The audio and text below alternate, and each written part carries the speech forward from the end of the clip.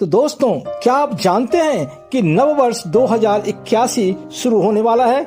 2081 यानी कि 2081 की मैं बात कर रहा हूँ। चौंक गए ना? आप तो सोच रहे होंगे कि यह 2024 है और 1 जनवरी को ही नया वर्ष शुरू हो गया था। फिर नववर्ष 2081 कहां से आ गया?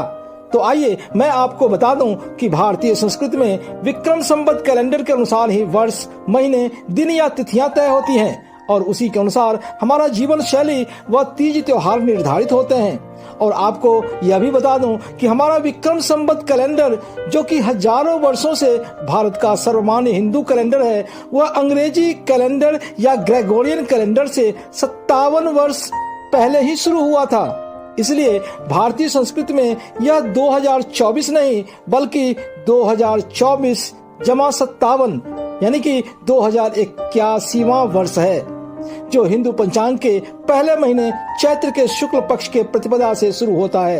विक्रम संवत कैलेंडर या पंचांग के अनुसार चंद्रगति पर आधारित 12 महीने होते हैं, जिसका पहला महीना चैत्र और अंतिम महीना फाल्गुन होता है। अन्य महीनों के नाम हैं वैशाख, ज्येष्ठ, आषाढ़, श्रावण, भाद्रपद, आश्विन, कार्तिक, मार्गशीर्ष या अगहन, पौष और माघ। हर महीने में 15 दिनों के 2 पक्ष या पखवाड़े होते हैं।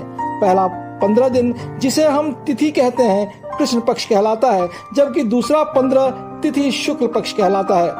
कृष्ण पक्ष में चंद्रमा का आकार घटने लगता है और 15वें तिथि यानी कि अमावस्या को चंद्रमा बिल्कुल ही नहीं दिखाई देती है। इसी प्रकार से शुक्ल पक्ष शुरू होते ही चंद्रमा का आकार बढ़ने लगता है और 15वां तिथि पूर्णिमा कहलाता है, जब चंद्रमा अपने पूर्ण स्वरूप में होता है और यही महीने का अंतिम तिथि भी होता है। कृष्ण पक्ष और शुक्ल पक्ष में तिथियों के नाम एक जैसे होते हैं। जैसे पहली तिथि प्रतिपदा परेवा या परिवा कहलाता है, दूसरा द्वितीया, तीसरा तृतीया, चौथा चतुर्थी, 5वां पंचमी, छठा षष्ठी या षष्ठी, 7वां सप्तमी, 8वां अष्टमी, 9वां नवमी, 10वां दशमी, 11वां एकादशी, 12वां द्वादशी, 13वां त्रयोदशी और 14वां चतुर्दशी। तो आइए जानते हैं हिंदू नव वर्ष के पहले महीने चैत्र के बारे में। दोस्तों नमस्कार, मैं प्रदीप झा, मेरे इस सर्वश्रेष्ठ भारत चैनल में आपका स्वागत है। आगे का वर्णन जानने से पहले आपसे रिक्वेस्ट है कि आप इस वीडियो को लाइक व शेयर करें तथा चैनल को सब्सक्राइब कर बेल आइकन जरूर दबाएं। दोस्तों, आप ये जानकर हैरान हो जाएंगे कि प्राचीन काल में विश्व भर में वर्ष का प्रथम महीना चैत्र ही हुआ करता था। बेशक अब समय बदल गया है। अंग्रेजी या ग्रेगोरियन कैलेंडर का सॉफ्ट पावर इतना बढ़ा कि यह समय के साथ विश्व का मुख्य कैलेंडर बन गया और विश्वव्यापी भारतीय कैलेंडर को लोग भूलने लगे। इसका एकमात्र कारण था हजारों वर्ष की गुलामी का एक लंबा दौर, जब इस्लामिक और पश्चिमी संस्कृति हम पर हावी होने लगी और हमारे अंदर अपनी संस्कृति के प्रति हीन भावना भर दी गई। पर परंपरागत रूप से आज भी हमारा यह हिंदू कैलेंडर ही विश्व भर में सर्वमान्य है, क्योंकि आज भी बही खाते का नवीनीकरण और मंगल कार्य की शुरुआत मार्च अप्रैल में ही होता है, जो आमतौर पर चैत्र का महीना होता है। दोस्तों, हिंदू कैलेंडर का प्रथम मास है चैत्र और अंतिम मास है फाल्गुन। दोनों ही मास बसंत ऋतु में आते हैं। इसी चैत्र मास के शुक्ल पक्ष के प्रतिपदा यानी कि पहली तिथि को नव वर्ष प्रारंभ होता है। ईरान में इसी तिथि को नौरोज यानी कि नया वर्ष मनाया जाता है। आंध्र प्रदेश में यह पर्व उगादि नाम से मनाया जाता है। उगादि का अर्थ होता है युग का प्रारंभ अथवा ब्रह्मा की सृष्टि रचना का पहला दिन।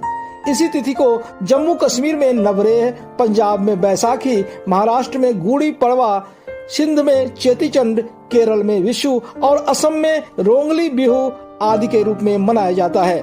पौराणिक मान्यता के अनुसार ब्रह्मा जी ने चैत्र शुक्ल प्रतिपदा से ही सृष्टि की रचना शुरू की थी। इसी दिन भगवान विष्णु ने दशावतार में से पहला मत्स्य अवतार लेकर प्रलय काल में अथाह जलराशि में से मनु की नौका को सुरक्षित स्थान पर पहुंचाया था।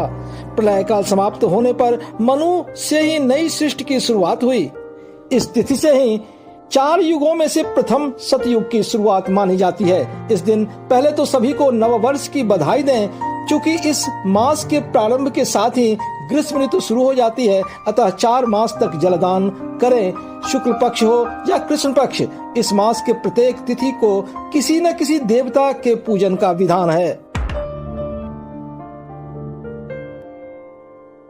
चैत्र के महीने में शीतला सप्तमी, चैत्र नवरात्रि, गुड़ी पड़वा, नया विक्रम संवत, एकादशी और रामनवमी जैसे बड़े और प्रमुख त्योहार मनाए जाते हैं। इसके अलावा रंग पंचमी, पाप मोचनी व कामदी एकादशी, गणगौर, मत्स्य जयंती, भालचंद्र संकष्टी चतुर्थी अथवा छत्रपति शिवाजी महाराज जयंती, मेष संक्रांति या सौर नववर्ष, प्रदोष व्रत या महावीर स्वामी जयंती भी मनाया जाता है। आइए अब जानते हैं चैत्र मास के प्रमुख त्योहारों के बारे में।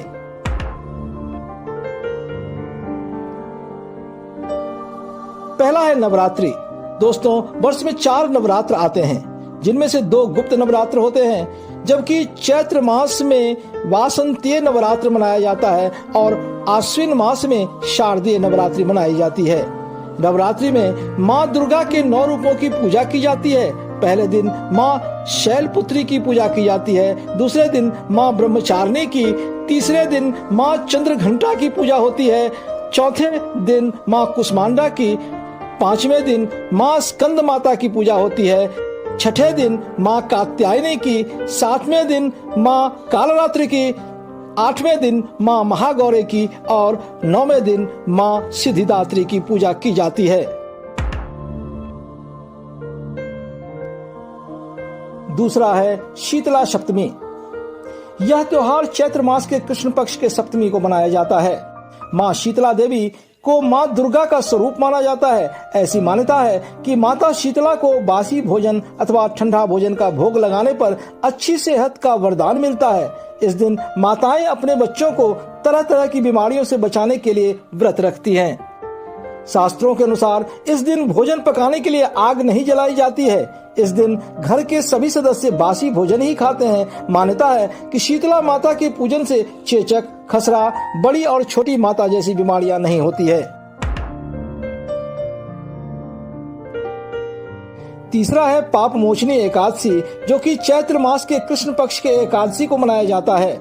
सनातन हिंदू धर्म में ऐसा कहा गया है कि संसार में जन्म लेने वाला ऐसा कोई भी व्यक्ति नहीं है जिसने जाने अनजाने पाप कर्म न किए हों। पाप एक प्रकार की गलती है जिसके लिए हमें दंड भोगना होता है। ईश्वरीय विधान के अनुसार पाप के दंड से बचा जा सकता है अगर पाप मोचनी एकादशी का व्रत किया जाए। भविष्योत्तर पुराण में कहा गया है कि इस व्रत में भगवान विष्णु के चतुर्भुज रूप की पूजा की जाती है। कहते हैं कि इस एकादशी व्रत से 1000 गोदान के बराबर पुण्य प्राप्त होता है। 2024 में यह एकादशी 5 अप्रैल शुक्रवार के दिन मनाई जाएगी। चौथा है कामदा एकादशी। चैत्र मास के शुक्ल पक्ष की एकादशी को कामदा एकादशी के रूप में मनाया जाता है। मान्यता है कि विधिवत रूप से पूजा अर्चना करने पर भगवान विष्णु का आशीर्वाद मिलता है और प्रेत योनि से मुक्ति मिल जाती है। वेदों और पुराणों में बताया गया है कि जितना पुण्य हजारों वर्षों की तपस्या, स्वर्ण व मोती दान और कन्यादान से मिलता है, उससे अधिक पुण्य मात्र कामदा एकादशी का व्रत करने से मिलता है। मान्यता है कि जो भक्त श्रद्धा पूर्वक कामदा एकादशी का व्रत करते हैं, उनकी सारी मनोकामनाएं पूर्ण होने के साथ उनके सभी पापों का भी नाश हो जाता है। इस एकादशी को फलदा एकादशी के नाम से भी जाना जाता है। पांचवा है राम नवमी।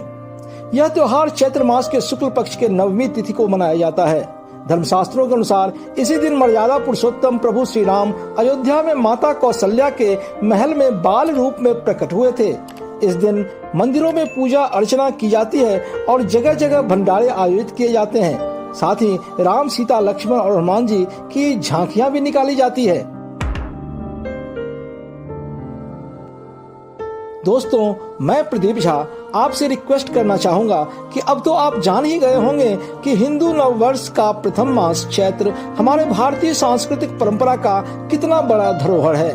बस हमें इसके बारे में पूरी जानकारी लेकर खुद के साथ साथ दूसरों को भी अपने संस्कृति के बारे में प्रोत्साहित करना है।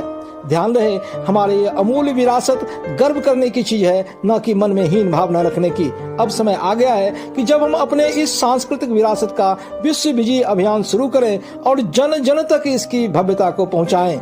हमारे आने वाली वीडियो में ऐसी ही अमूल्य भारतीय सांस्कृतिक विरासत के बारे में जानने के लिए आपसे रिक्वेस्ट है कि आप इस सर्वश्रेष्ठ भारत चैनल को सब्सक्राइब कर बेल आइकन जरूर दबाएं। गर्व से कहो, हम हिंदू हैं। जय हिंद, जय जय सिया राम।